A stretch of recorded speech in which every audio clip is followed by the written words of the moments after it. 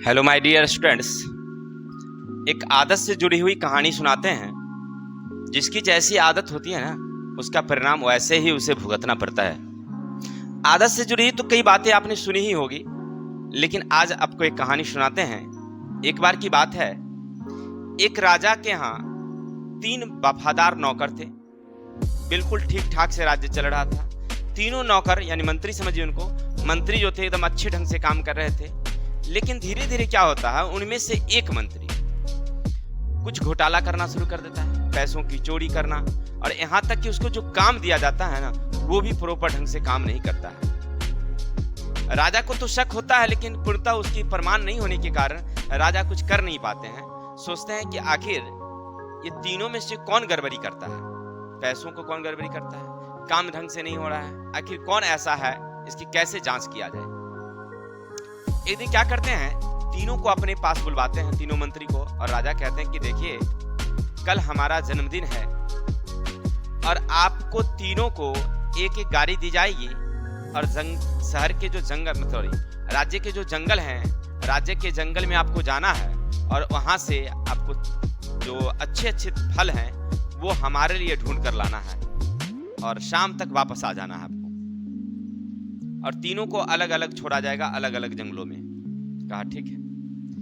तीनों को गाड़ियां दी गई है, तीनों गाड़ी लेकर के और चले गए जंगल, और जंगल में जाकर के और फल इकट्ठा करने लगे। जो पहला मंत्री ईमानदार मेहनती था, वो क्या करता है, मेहनत से ताजे ताजे फल चुनते हैं, तोड़ते हैं, और तोड़ करके उसमें गाड़ी में इकट्ठा करते हैं। जब गाड़ी भर जाती है, थक जाते हैं बेचारे, बैठ जाते हैं, फिर इकट्ठा करके फिर बैठ जाते हैं।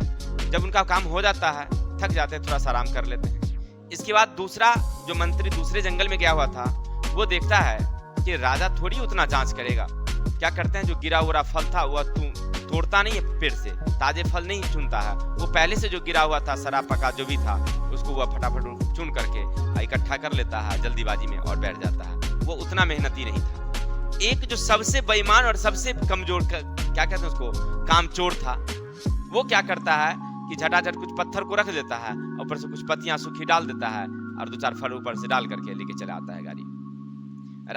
राजा उसके फलों की जांच नहीं करता है, और राजा को मालूम होता है कि जब वो लोग आ जाते हैं तो वो क्या करता है, उनकी जांच नहीं करके, और मंत्री को आदेश देता है कि इन तीनों को अलग अलग जेल में बंद कर दीजिए। अब इन तीनों को अलग अलग जेलों में बंद कर दीजिए, और ये लोग जो फल लाए हैं, इनको 1 महीना तक वही फल खिलाया जाए, बस। अब देखिए, अब यहाँ तो समस्या खड़ा हो गया भाई। पहले वाले मंत्री को तो मजे मजे है, क्योंकि वो ताजे फल लाए थे, तो आराम से वो 1 महीना खा लेंगे उसको। दूसरे वाले जो सरे गले लाए थे, वो बेचारे, अब उसमें से कुछ ताजे थे, कुछ सरे गले थे, जैसे थे वह किसी तरह से काम चला रहे थे। लेकिन जो आलसी थे, जिन्होंने फल लाया ही नहीं, वो पत्थर और कुछ सूखी पत्तियां डाल दिए थे। अब वो सोचने लगते हैं कि क्या किया जाए। वो 2-4 दिनों में ही भूख के कारण मर जाते हैं। आपने क्या समझा कि आलस जो है ना, वो सबसे बड़ा दुर्गुण है। यानी आलस को जब दूर करेंगे, तभी आपको कुछ ना कुछ मिलेगा। ठीक है, इसीलिए अपने मेहनत को करते रहिए।